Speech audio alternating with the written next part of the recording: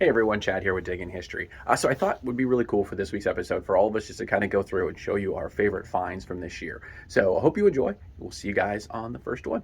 Guys, Zach here.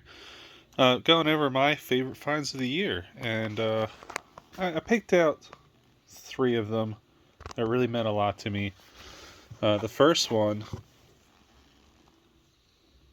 focus on here, it's going to be this 1747 Spanish Real.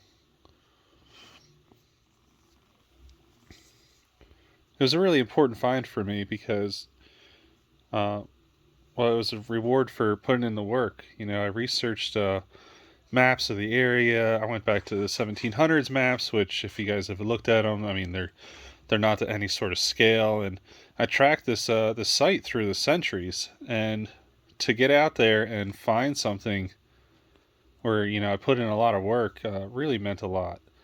So that's why this one is 100% going to be on my board. The next one here, by far, is my favorite find. Uh, this baby little padlock here, and this was my first day with the Deus 2. I think it was Jeff and I. Signal before this was a Real, really deep, and then this guy came out about a foot deep, if I recall.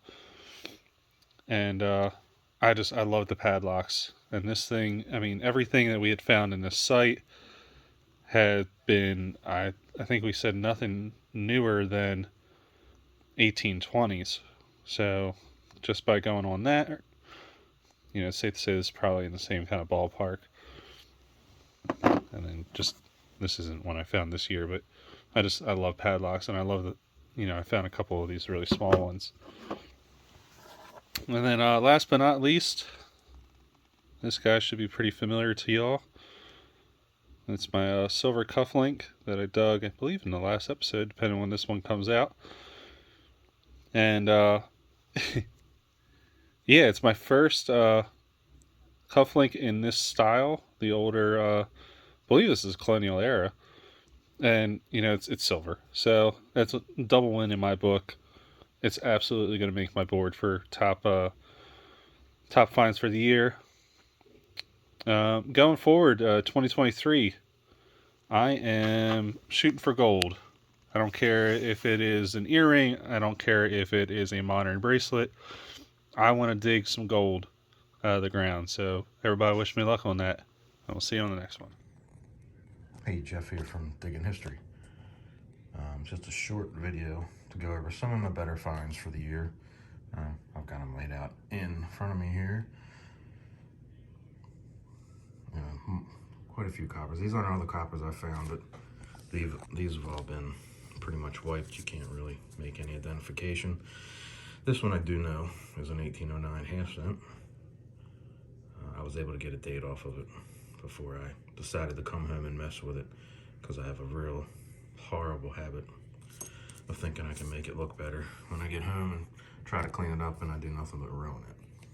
So just a few coppers. There's a couple British, a couple American,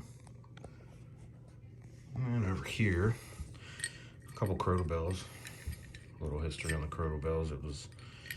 They would hang these. They had different sizes of them, and a lot of the ones, this one doesn't have it, would have a number on it, depending, signify the size of it. But they would hang these on the horses' bridles, and they're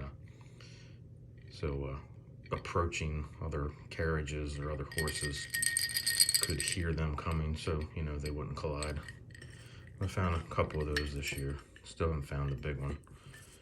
I don't think Chad's found one at all. This one here, it's called a rat tail spoon. I'm pretty sure it's pewter. It's pretty darn big.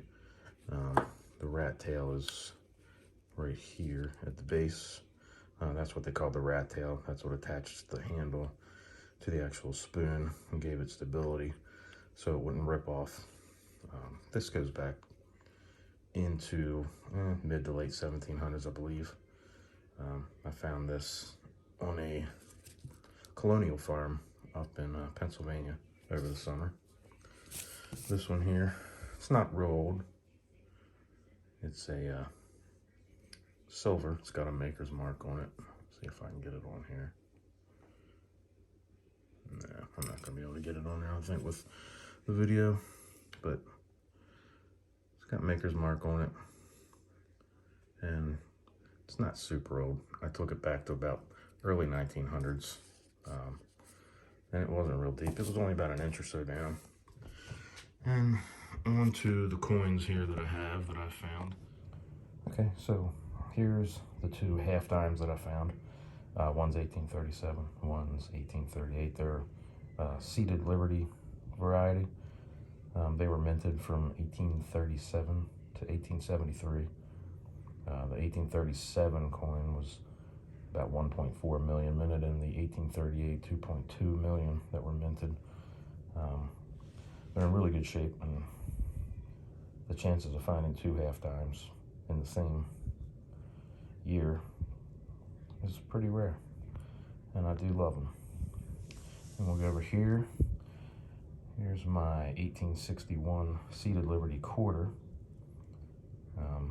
Those were minted 1838 to 1891, and about 4.8 million of these were minted. Let's see if I can get the back side of it here too, because that eagle is beautiful. I love the eagles on these seated Liberties. And we can even go back here to this one, see if we can get the back of that.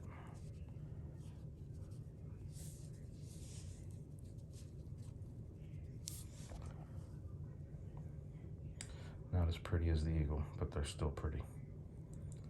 So, anyways, this one here, wasn't able to get a date on it, but it's a matron head, large cent. They were minted 1816 to 1835. The back's completely wiped.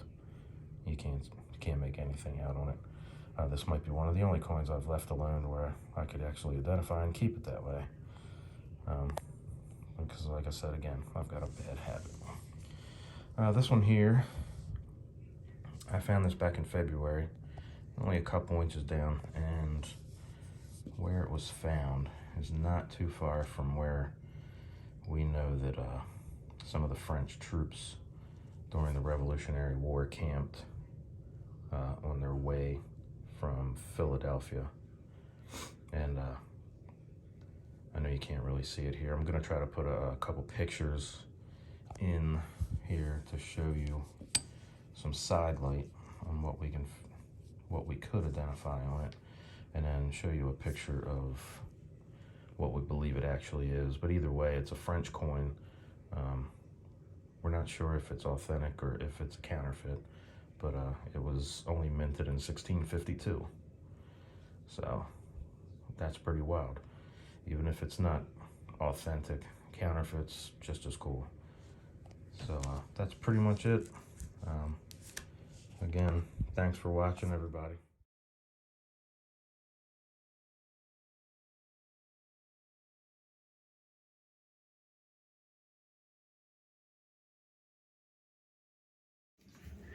Hey guys, so it's my turn. This year honestly has been such a great year. A lot of firsts. Did have some bucket list items that I didn't find. I came close on one of them, but I do want to show you guys what my favorite finds are from this year. So I got them kind of laid out here on a table. So let's take a look here. So this one here was my first $1 I found with Zach out in a field. Got really lucky and tripped over that. So that's a super cool find that I really enjoyed this year.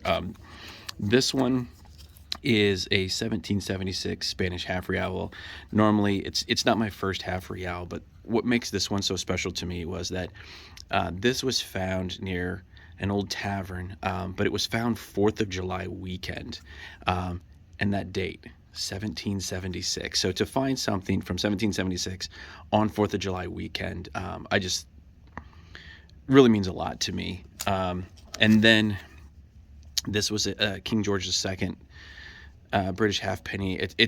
And the reason that I like it so much, it is the one that I have that has the most details, where you can see Britannia really well on the back, and of course King George II on the front really well.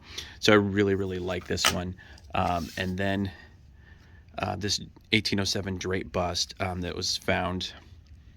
I'm trying to remember the house that it was found at, but really cool site. But this is my oldest U.S. coin, so that's why this one is so special to me this year.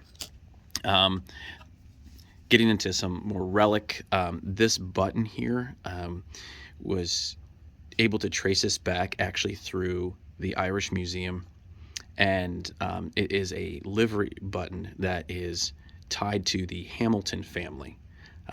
So I always tell you how much I love buttons and how much they tell a story. This one has a story to tell, and I'm still doing the research. So I'm hoping to get something more together for you guys at a later time on this one. But this is a really, really cool find. Um, my oldest U.S. silver that I found this year was the 1835 cap bust halftime. Was also my first halftime. So pretty cool. And I do want to give a shout out. This case, there's a company called Numis. They're out of Florida, and they are a veteran-owned company, and he makes cases for coins and for stamps. I absolutely love these cases. So if you're interested at all in these or learning more about them, I'll put a link down in the description to his website so you can take a look. Jason, the owner, super cool guy. So that's pretty cool. Here's another one of the cases. But it is that halftime, the Seated Liberty halftime, my first seated halftime that I got not that long ago. And then, of course, these two buttons are probably at the top of my list for finds this year. These are the Revenue Marine Service buttons that I found that are tied to a pretty historic figure, locally historic, but also, when you in terms of like the War of 1812 and stuff like that, he was pretty cool guy. And then my last, which was that part of that bucket list item that I haven't found yet, which is a complete crotal bell. This was my first piece of a crotal bell. So really happy about that. Glad I finally at least got a piece of one. So for 2023, please, a complete one. Please, please, please. Fingers crossed on that one. So that's it. That is my list of favorite finds from this year.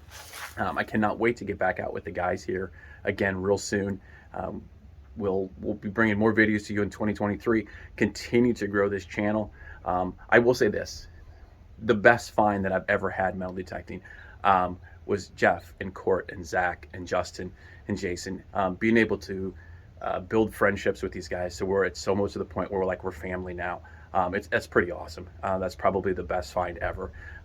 We're going to continue to get out. We're going to continue to get on new places, hopefully, and bring you more and more content every week. So we greatly, greatly appreciate everyone's support this year. We hope that support will continue into 2023. And we just want to wish you all a very happy and joyous new year. And as always, thanks for watching.